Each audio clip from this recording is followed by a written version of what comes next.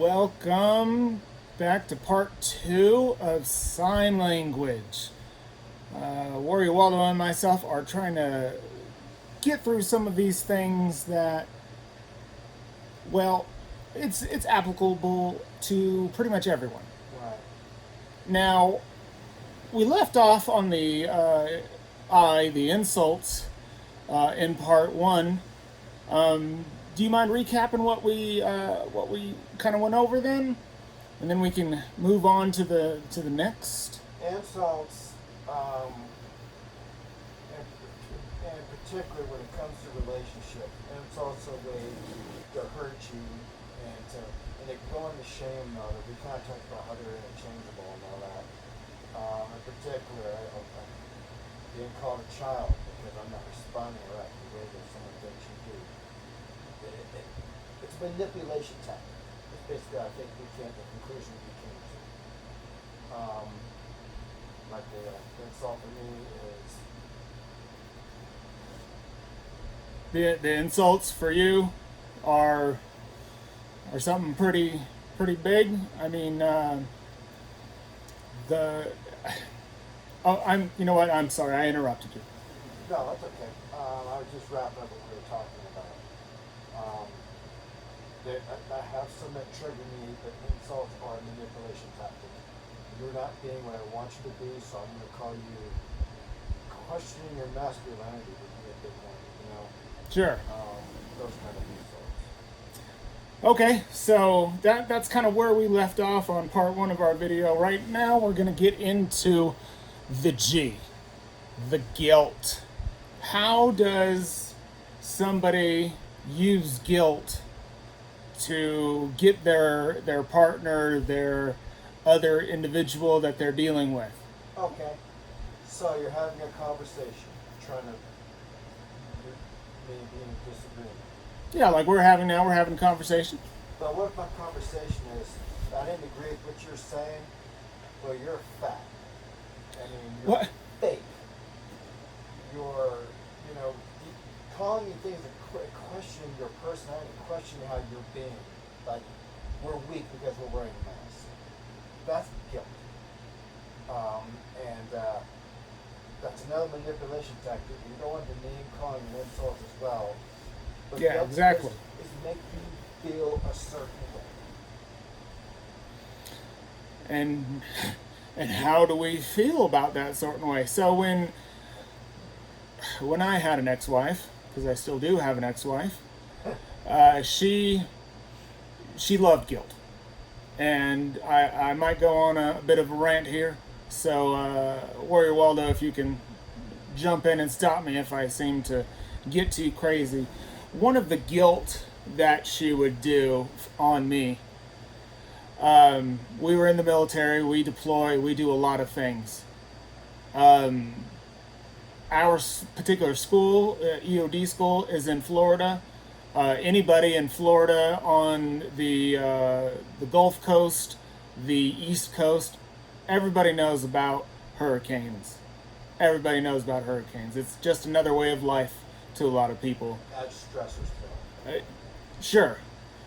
Being from the wonderful sort of bastion of sensibility, as they call it, California, I and she, the ex-wife, never dealt with hurricanes in our life. We knew everything about earthquakes, never dealt with a hurricane.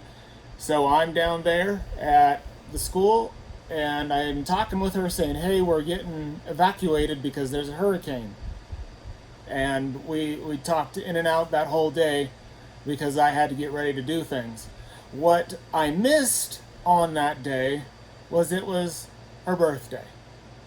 And I completely forgot about it. I've never been through, again, everything that I say, that didn't matter.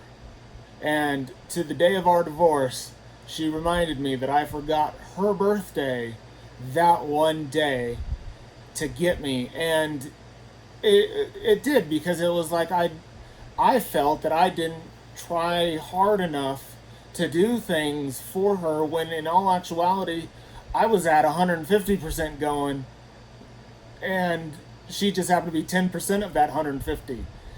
So So, the guilt you were feeling, was it self-imposed? Did you feel guilty because you missed it, or did she do things to make you oh man, that's hard to say since I don't know what she actually felt. There's a reason why there's an X in front of the wife. I think it was both. I felt guilty because I'm supposed to play the role of the man, get through things as the man, and I I I slacked, and I can't slack. And now that I'm much older, there's other things that I slack on. Again, not knowing certain things.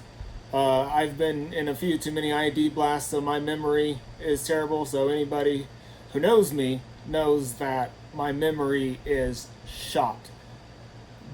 So trying to guilt me into saying, "Hey, you didn't remember." Like right now, I okay, yeah, I don't remember. It doesn't guilt. I don't feel guilt at all, right? even if they try to shame me into feeling guilt.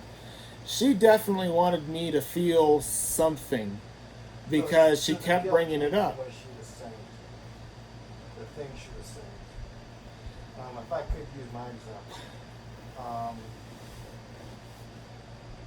being accused of not being an attentive father. Instead of just talk about it, I think you should do more and more and more of this for kids. It's like you are neglecting your kids. You are not living up to what a father's supposed to do. You're neglecting them. You're not spending time with them. Um, Was that there any is merit to that? well. Because The thing of it is I I had my own relationship with my kids, so we spent time in our own way. But if she thought I should be doing something else, in her opinion, I was slacking off as a father. oh, something that has nothing to do with the other. Well, But the thing my of it view. is you feel guilty because there's a possibility that if there's absolutely no merit in what someone's saying to you, you're not going to feel guilty. No. Right? You're just full of crap. Sorry. But when it pries on someone you care about, like your kids, and they're accusing you, you're not doing this and you're not doing that, and you question yourself. When you start questioning yourself, you start to feel guilt. My God, maybe I should have been doing this. Maybe I should have been doing that. You ask me if there's merit? Of course, because you could always be better as a parent. But sit there and explain specifically what you're doing wrong is hypocritical one, because my God, if I were to turn around and accuse the other person of the same thing, oh my God, it's against the laws of nature. Right? So, Ah! you know, So I just, like even talking about it with you right now, I'm sure there's probably two or three different instances in your life that you're describing right now, and just being here, sitting here, knowing the person you are, I I would say that I'm, if I was having 18 kids, I would have less than what you did for yours, and that just says to me that whoever that individual was or individuals, they didn't actually know what was going on. right. But see, when you say, is there merit? Okay, we were. I went on a deployment. In my earlier situation, I went to get away from a hurricane. Right. Is there merit to me not remembering my ex-wife's birthday? Yes, there is merit. Now, from my point of view, I felt guilty because I wanted to be the best man I can. I was an idealist at 21, as most of us are. Now we get jaded warriors, so don't forget. Getting old does happen to us all. But I can look back and say, hey, she tried to add some more stuff than what I was already feeling. Because I don't want to make her mad, but at the same time, I don't want to get caught in a hurricane and the military does military things, and they certainly don't care about your feelings. You know, facts don't care about your feelings. The Right. military does not care about your feelings. They care about the mission. The mission has to be completed. So, Right. Um, Making someone feel guilty is not the same as feeling guilty because there might be a marriage, what you're saying. Yes, my God, I should have remembered so-and-so's birthday. I should have taken the kids out to the park today instead of just watching TV or watching sports or whatever. Inside you say, okay, yeah, I can be better. But that's not manipulation. The manipulation comes when this other person starts accusing you. yeah. You're not doing this because you didn't go take the kids to the park. You're not doing this for the kids. You're not doing that. I mean, you can tell the road I go down when it comes to guilt. It's two different things. Not remembering a birthday, yeah, my God, I should have done that. I feel crappy. I'll try to do it. No. But you feel guilty. If there's merit to it, and you feel guilty, it's not a manipulation type. Guilt is sometimes it's kind of important to make you want to be better. Sure. You know? But someone making you feel guilty, they're not trying to make you a better person, or they're trying to put you down because they're losing an argument. I mean, it's shame, insults, and now we're on guilt. It's going to come down to the last one. And what is that last one? Need to be right. The need. To win the argument. And they're going to use all three. And to me, I love the way sign language is built up. Okay. Starts with shame. Shame, insults, guilt is all put in an argument. Need to be right. You didn't spend time with the kids. Shame. Shame. You're a lousy father. You're a crappy father. Insult. And now you know. I can't believe you would do that to your kids. Guilt. And that's all I need to win an argument. It's the need to be right. Because if I sit there and defend myself, well, no, I'm not a bad father. And those all three come out. Guess what? It's done. It's not. It's not to make a productive conversation or help nurture each other. It right. Put you down to win the argument. And I know everyone does it. I mean, it's. Everybody, not just women, not just men. You talk about being competitive, and especially if you're competitive in nature, and people are equally competitive, you want to win the argument. So you may start saying things that are not going to help, steer the conversation in the right way. Sure. It becomes counterproductive at that point. It's very counterproductive. You need to win the argument. Right is probably, Kevin talked about sign language. It's the way you describe a toxic person or a low value person. Need to be right to me is one of the most toxic things you could possibly be in a relationship. The other three, the S.I.N. or S.I.G., they're all going to be used to win the argument. And everyone has been in a relationship when you get in an argument, and all of a sudden you're not arguing to understand each other anymore. Now you're just trying to win. That part. So, I mean, I've talked about, my kids. I mean, what example would you have? Oh, what example? What is not an example is probably an easier question to answer. Sure. So I was dating this one girl. I had known her when she was younger, and we'll talk about age gap dating in a few next videos. I was a little bit older than her.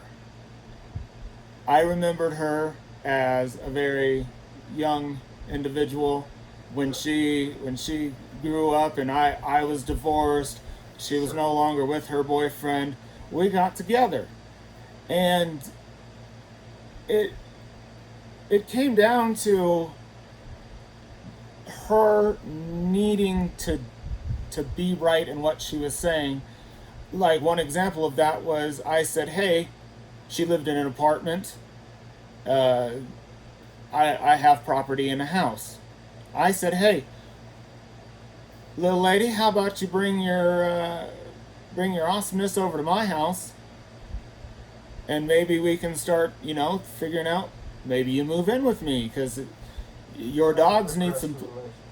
Sure. Right.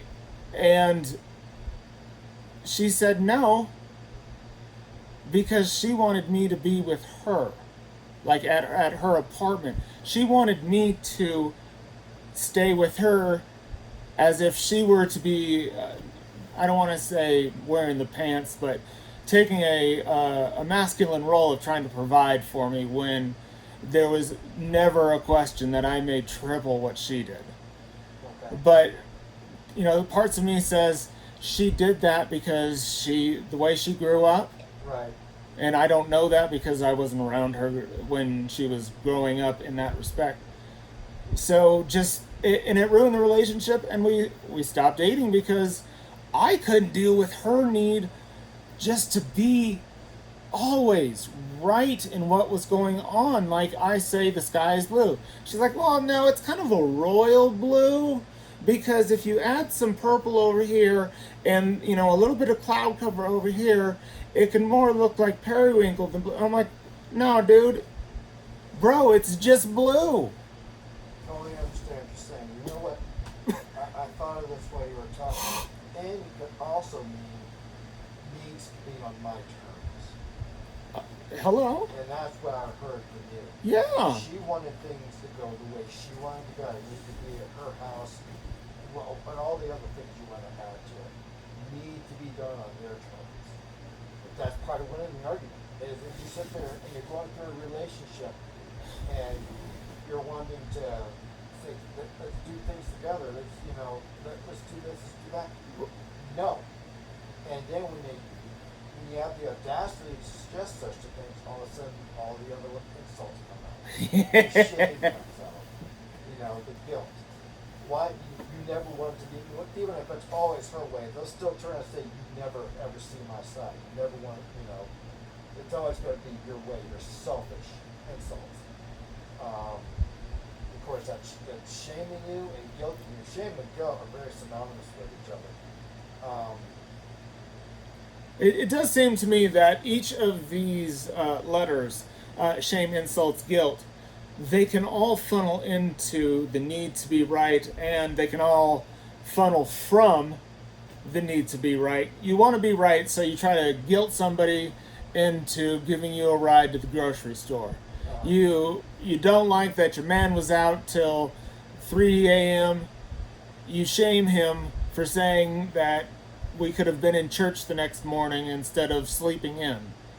Or they could just say, hey, you're a terrible father for being out at 3 a.m. in the morning, even if you have a nanny and you're super rich and you got all that going on. Like it does seem to me that the need can be either all encompassing, like an umbrella over, or a basin under the shame, insults, and guilt. Right. I don't know if that really translates out to anybody else, but at least in my mind, it's like, ah! It needs to be my way, it needs to be on my terms, and when that's the way someone wants to be, winning the argument is going to be crucial to them. So in my example, was I needing to be right in telling that lovely lady, hey, you need to come over here and do things instead of me going over there? Is that I would say no, because compromising is part of the relationship. If I would like to do things, you're not trying to change the terms, you're trying to add to it. Say, can we do these two things together? sure? And if she's saying no, this is the way I want it, it needs to be on her terms. It needs to be right. And pretty soon, if the argument keeps going, next thing you know, what are you being accused of? Selfish. Sure. There's so many words that could be used. Petty, which pettiness is another one. Yeah, that's another video all in and of itself. Yeah, it is. But what you're talking about, need to be on my terms is exactly what I got of it. And I started to realize I've been in a lot of relationships that were that way too.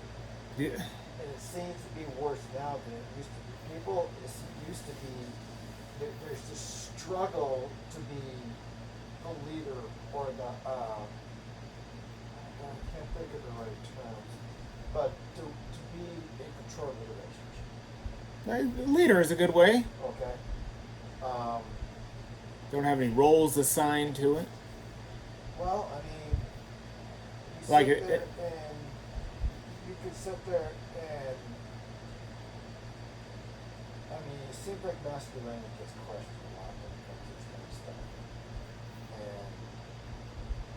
And That's some shame and guilt. yeah, Right? It all comes back to it. It all so. And remember, warriors, we're not trying to. Yes, we are primarily focusing on ourselves and how we're depicting these things are from a male's point of view. This is not to say that this doesn't happen with women.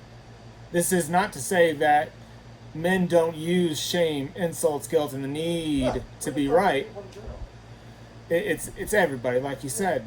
So I guess we can leave you guys with this, warriors.